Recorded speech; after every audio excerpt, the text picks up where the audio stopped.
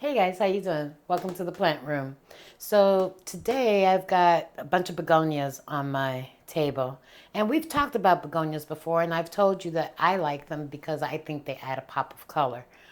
Just like the African violets do. These are one of my favorite plants because there's so many different ones and the color is just so pretty. But I wanted to show you a few that I bought new, and you might be asking yourself why. So if you like this type of content, let me stick around and we're going to talk about it.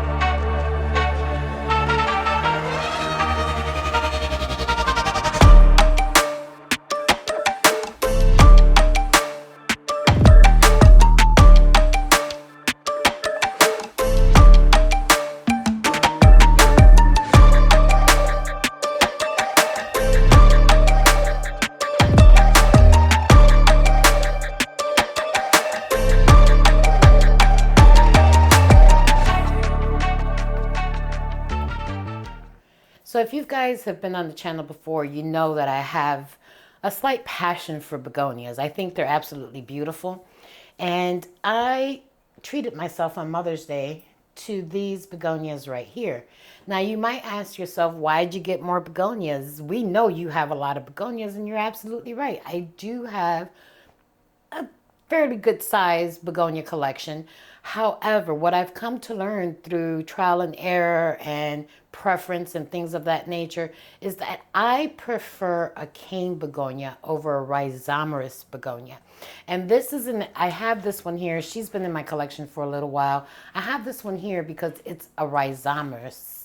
I think I said that right, begonia. And what I mean by that is that it grows very differently. It grows from, like, I won't even call them tubers, but the stems are quite different. They kind of lay and they're bushy. What I found with these is that they're quite thirsty, and I just prefer the grow pattern of these, the cane begonia versus this type of begonia. Now, don't get me wrong, I think these guys are absolutely beautiful. And I do have quite a few of these. They were the ones that I bought early on when I started collecting begonias.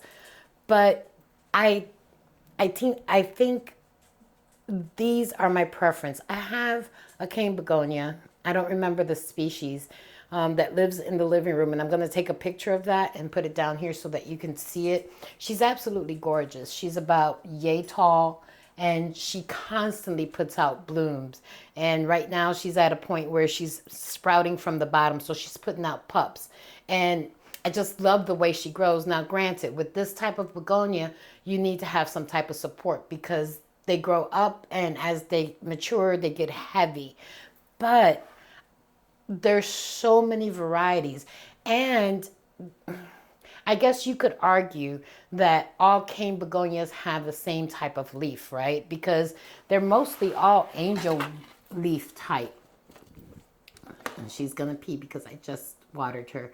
But they're very much like angel wings, right? They sprout from one side to the other to the other and the pattern, the growth pattern is very similar.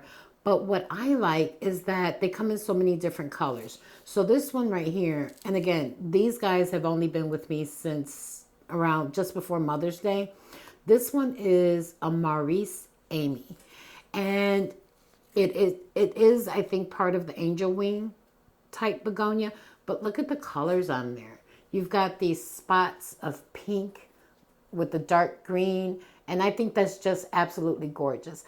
Now this one is starting to, at some point I'm going to have to put a little stake in here, and I'll probably do that after the video just to hold her up right more so she continues to grow up. But she's a cute little thing, and I can't wait to see her get a little bit bigger. And then I have this one, which is also, I had to write the name down because I forgot to put a tag in this one. This one is the Flobell Mosley, and she's cute too. Now this one is mostly green, or it's got that, I'm trying to get her out of this little container thing.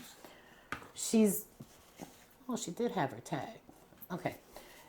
She's mostly green, but the new leaves come out, with this, I don't know if we can see that, comes out with that little red red tinge, and then it keeps it, which is very cool. So it's got that reddish greenish kind of color, and the backs are absolutely gorgeous. And this one is also in that cane begonia family, so I expect to see her grow up and tall and put out some pretty little flowers.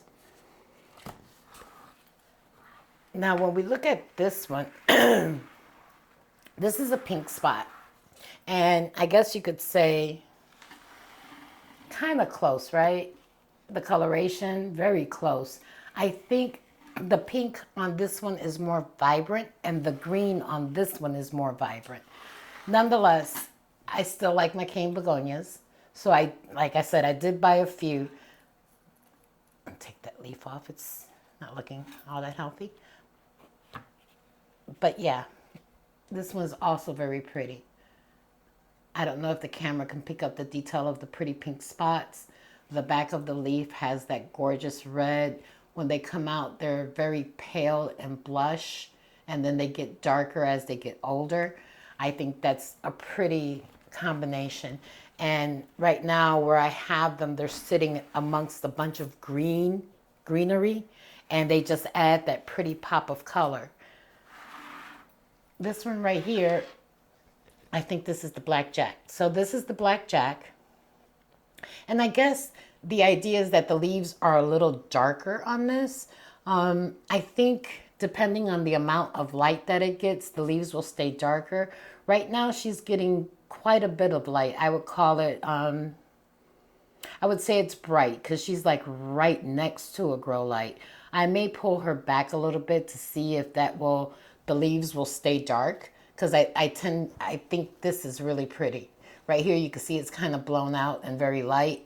Right here this is kind of dark, and I like to keep that coloration on these leaves. But yeah, this is the blackjack. And then this one is the black magic. Now this one is getting what I would call medium light. She's not in bright light. She is my pop of color amongst a bunch of different other plants. Now this one also, this one is kind of interesting to me. I'm gonna come a little bit closer to the camera so you can see what I mean. It's a winged begonia, but it doesn't have, you don't see the little spots like you do on these guys where the spots are pronounced. But if we zoom in here, she has those spots. They're just different, very subtle, almost unnoticeable unless you get right up on her. Now, this one seems to be growing fairly quickly. She was much smaller and I had to put a stake on her and clamp her, but she's getting really big, and I love the dark on the front and that red on the back. Now, I think that is what keeps drawing me to the begonia family, just because there's so many different ones and so many varieties. I, again, tend to like the cane begonia. I don't know. I just think they're a little bit easier than this type of begonia. I struggle a little bit more with these guys with trying to get the watering right. I think that begonias as a whole, if you look online, they'll tell you to let the top dry. I find that when they dry out too much, they flop, right? And when they flop and you water them again, it takes them a while to recover.